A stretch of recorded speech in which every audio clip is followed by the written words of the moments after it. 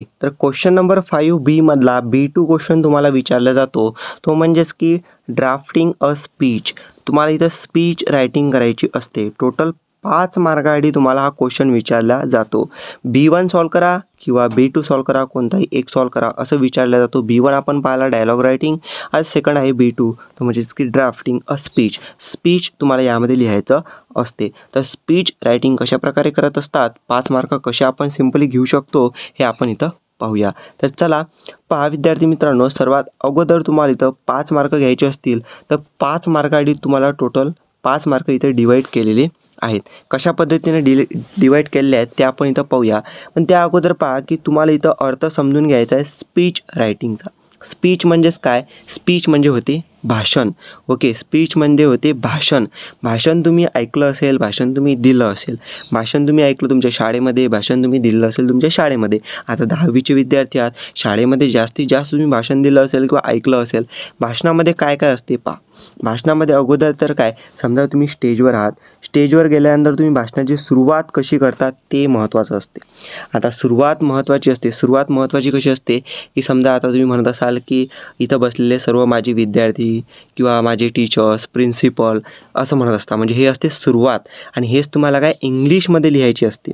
आणि ह्या सुरुवातीलाच तुम्हाला 1 मार्क इथं आहे, पाहू शकता 1 मार्क तुम्हाला इथं ॲप्रोप्रिएट बिगिनिंग अँड कन्क्लुजन.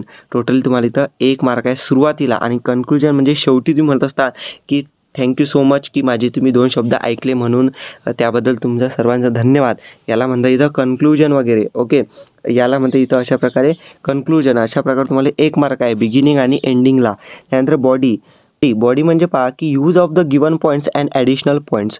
म्हणजेच तुम्हाला जो इथं टॉपिक दिलेला आहे भाषणासाठी, स्पीच रायटिंगसाठी, आणि जे पॉईंट्स दिलेले आहेत स्पीच रायटिंगसाठी त्यावरती डिटेलमध्ये स्पीच द्यायचं किंवा ॲडिशनल पॉईंट्स तुम्ही इथं दिले असतात त्यावरती स्पीच लिहायचं असते. नंतर ॲप्रोप्रिएट यूज ऑफ लँग्वेज, म्हणजेच तुम्ही पद्धतशीर सिम्पल भाषेमध्ये जेवढं स्पीच लिहाल त्यासाठी तर मार्क आहेत. आणि टोटल मार्क यासाठी 2 मार्क आहेत तुम्हाला बॉडी म्हणजे तुमचा पूर्ण जो विषय आहे त्यावरती डिटेलमध्ये लिहिण्यासाठी. नंतर आहे पहा appropriate sequence and flow of language. Sequence महत्त्वाचा आहे. सिक्वेन्स कसा, तर सुरुवात करायची, नंतर तुम्ही इथं टायटल द्यायचं, टायटल दिल्यानंतर तुम्ही इथं पूर्ण बॉडी विषयामध्ये इथं भाषण द्यायचं. 2 ते 3 पॅराग्राफ, 3 ते 4 पॅराग्राफमध्ये लिहायचं. ओके, अशा पद्धतीने केलं तर तुम्हाला त्यासाठी 1 मार्क आहे. नंतर यूज ॲप्रोप्रिएट ग्रॅमॅटिक स्ट्रक्चर, तुम्ही ग्रॅमॅटिकली करेक्ट लिहिलं तर त्याला 1 मार्क आहे. टोटल असे 5 मार्क तुमची इथे डिवाईड करण्यात आलेले आहेत स्पीच रायटिंगसाठी. ओके, आता तुम्हाला हे मी सांगितलं, पण आता महत्त्वाचं आहे की तुम्हाला इथं जे आहेत एक एक्झाम्पल घेऊन इथं सांगूया. ठीक आहे, तर एक्झाम्पल इथं एक घेऊया. एक्झाम्पल कोणता आहे पहा.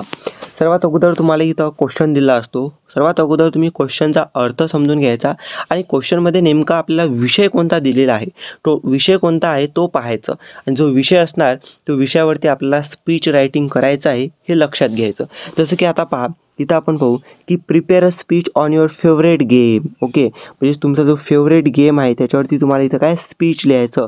To be delivered in your class, म्हणजे तुमच्या क्लासमध्ये तुम्ही तो भाषण देणार आहात, स्पीच देणार आहात. त्यावेळी तुमच्या जो विषय आहे फेवरेट गेमचा त्यावेळी स्पीच लिहा असं सांगितलेलं आहे. You can use the question given below as a hints, म्हणजे तुम्हाला जे पॉईंट्स दिले आहेत त्या पॉईंट्सचा यूज करून तुम्ही इथं काय स्पीच रायटिंग लिहू शकता. आता हे जे पॉईंट दिले आहे त्या पॉईंटवरून अजून इझी होऊन जाणार तुमच्यासाठी स्पीच रायटिंग करण्यासाठी. त्यामुळे हे पॉईंटसुद्धा इथं तुम्ही लक्षात ठेवायचे आणि त्यानुसार तुमचं स्पीच लिहायचं. आता 5 मार्क तुम्हाला दिले आहेत इथं. 5 मार्कासाठी स्पीच रायटिंग आहे. एकदम इझिली 5 मार्क कसे घेऊ शकता मी तुम्हाला सांगतो. आता जो तुम्हाला सर्वात अगोदर विषय पाहायचा क्वेश्चनमध्ये, कोणत्या विषयावरती तुम्हाला इथं सांगितलेलं आहे स्पीच रायटिंग करा म्हणून, तर विषय कोणता आहे आपला की युअर फेवरेट गेम. आता तुम्ही भाषणामध्ये सर्वात अगोदर तुम्हाला टायटल द्यायचं असते. टायटल म्हणजेच काय, तुम्हाला हेडिंग द्यायचं असते. हेडिंग कशा पद्धतीने पहा.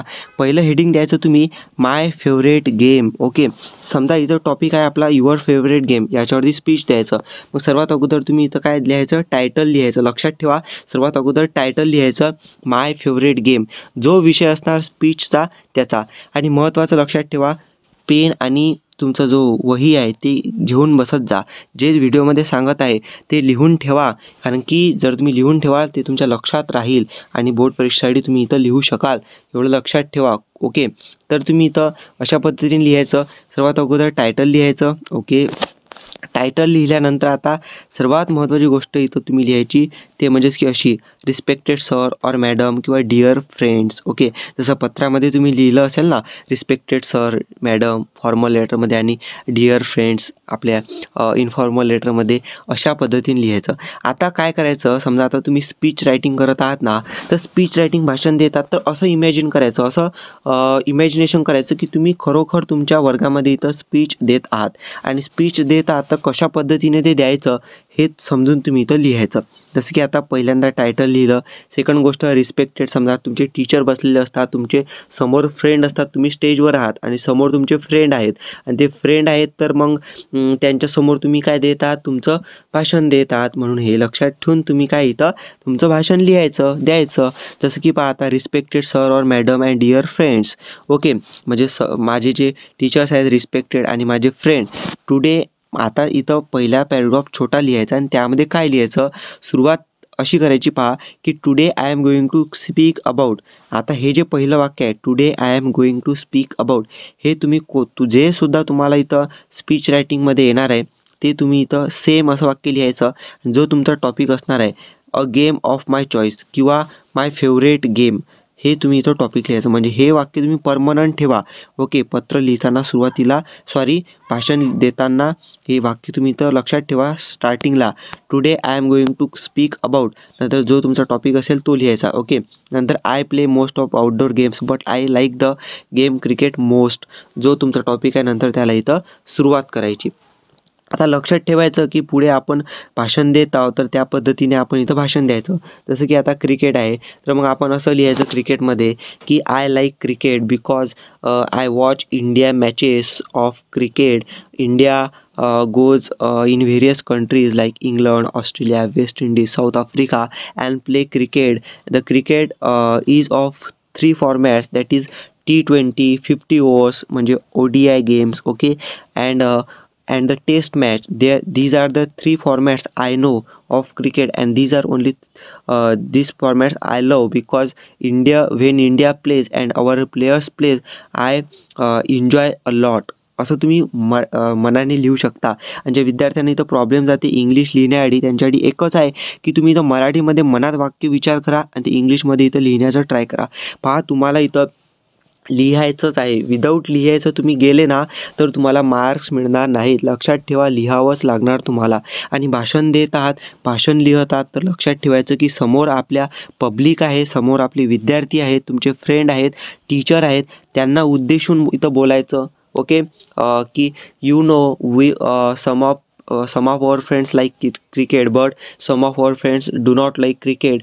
Okay, and who knows how cricket games plays, they enjoy a lot, and who does not know, I request you all to please know about the game. Okay, read about the players, read about their background, read about their stories.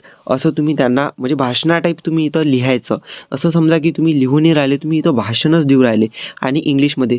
ते जर feeling या भाषणामध्ये आली ना, जो वाचत आहे, जो इथं एक्झामिनर पेपर चेक करणार आहेत तुमचे, ते जर इथं वाचणार आणि त्यांना फिलिंग आली की बाबा खरोखर इथं असं वाटतं आपण भाषण देत आहोत, भाषण लिहिलं आहे, तर तुम्हाला इथं चांगले मार्क्स मिळणार आहेत. एवढं इथं लक्षात ठेवा. ओके, त्यानंतर पाहू शकता इथं स्पीच रायटिंगमध्ये तुम्हाला जे 5 मार्क आहे म्हणजे तुम्हाला इथं भरपूर लिहावंच लागणार.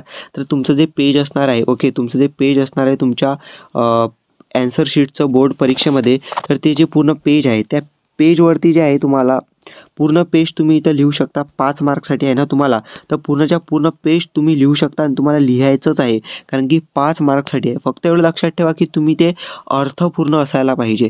आणि काही जण काय करतात, समजा आता इथं एक शब्द लिहिला तर मोठा गॅप देतात, नंतर एक शब्द, मोठा गॅप देतात, नंतर एक शब्द.